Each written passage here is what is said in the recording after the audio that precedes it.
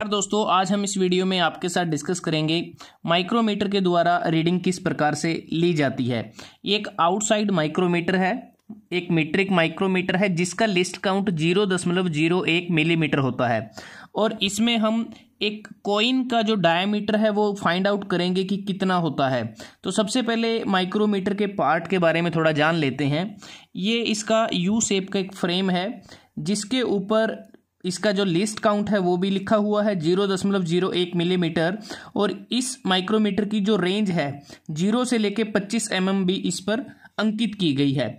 अब बात करते हैं, ये जो पार्ट है इसको हम बैरल कहते हैं या स्लीव भी इसको बोला जाता है और इसके ऊपर मेन स्केल बना होता है।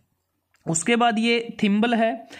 थिम्बल को हम क्लॉकवाइज और एंटी क्लॉकवाइज रोटेट कर सकते हैं और थिम्बल के ऊपर ये सर्कुलर स्केल बना होता है जिस पर 0 से लेके 50 तक डिवीजन अंकित होती हैं। उसके बाद यहाँ पर ये रचेट स्टॉप होता है जिसके द्वारा जो मेजरिंग सरफेस होते हैं एनविल और स्पिंडल के, उस पर यूनिफॉर्म प्रेशर प्रोवाइड करने में मदद करता है। यहाँ पर ये एनविल है और यहाँ पर ये स्पिंडल है। जब हम थिम्बल को क्लॉकवाइज रोटेट करते हैं तो स्पिंडल फॉरवर्ड मूव करता है। जब हम थिम्बल को एंटी क्लॉकवाइज रोटेट करते हैं तो स्पिंडल बैकवर्ड मूव करता है। एनविल के जो मेजरिंग सरफेस है यहाँ पर कार्बाइड की टिप लगी होती है, उसी प्रकार से जो स्पिंडल का जो मेजरिंग जो सरफेस होता है वहाँ पर भी कार्बाइड की एक टिप लगी होती है।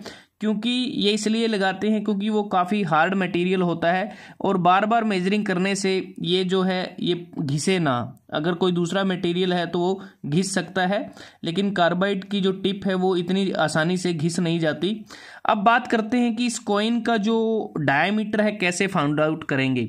बैरल पे जो मेन स्केल बना है एक बार उसको देख लेते हैं। इसके ऊपर की जो रीडिंग होती है, जो मेन डिवीजन जिसे हम कहते हैं, वो मिलीमीटर में होती हैं। कंप्लीट मिलीमीटर होता है, जैसे 1 mm, 2 mm, 3 mm, 4 mm, 5 mm, इसको पूरा मिलीमीटर ही पढ़ा जाता है। और इसके बीच में ये जो लाइन नज़र आ रही है इसको हम रेफरेंस लाइन या फिर डेटम लाइन बोलते हैं।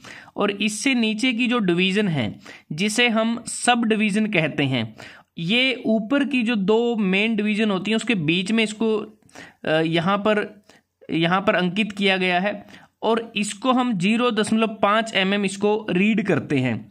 अब एक चीज़ रीडिंग लेते समय हमें ध्यान में रखनी है, जब भी हम रीडिंग लेंगे सब डिवीज़न हमारी या तो 1 होगी या फिर वो 0 होगी। अब इसको कैसे देखेंगे?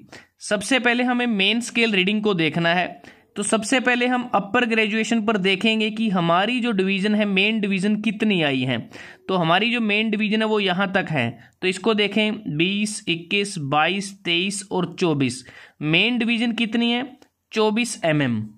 प्लस करेंगे sub division after main division, मतलब कि मेन डिवीज़न के बाद कितनी सब डिवीज़न है? 1। जैसा हमने बात की थी कि ये 1 या फिर 0 होगी। 1 है और इसको मल्टीप्लाई करेंगे 0.5 mm के साथ, क्योंकि इसको रीड क्या करते हैं? 0.5 mm। तो 24 mm प्लस 1 इंटू 0.5 mm, तो 24 mm प्लस 0.5 mm। तो हमारे पास जो मेन स्केल की रीडिंग कितनी आई? 24.5 मिलीमीटर।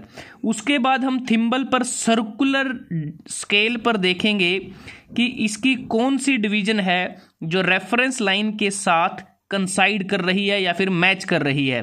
तो यहाँ पर हमने देखा 35, 36, 37, 38, तो 39वीं जो डिवीज़न है वो रेफरेंस लाइन के साथ मैच कर रही है और इसका जो लिस्ट काउंट है 0.01 मिलीमीटर।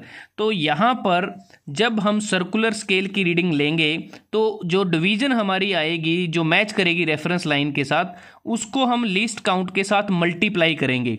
तो 39 को मल्टीप्लाई किया 0.01 mm के साथ, तो सर्कुलर स्केल की रीडिंग क्या आई? 0.39 मिलीमीटर। अब फाइनल रीडिंग क्या होगी हमारी? जो डायमीटर है फाइनल रीडिंग होगी main scale reading plus circular scale reading.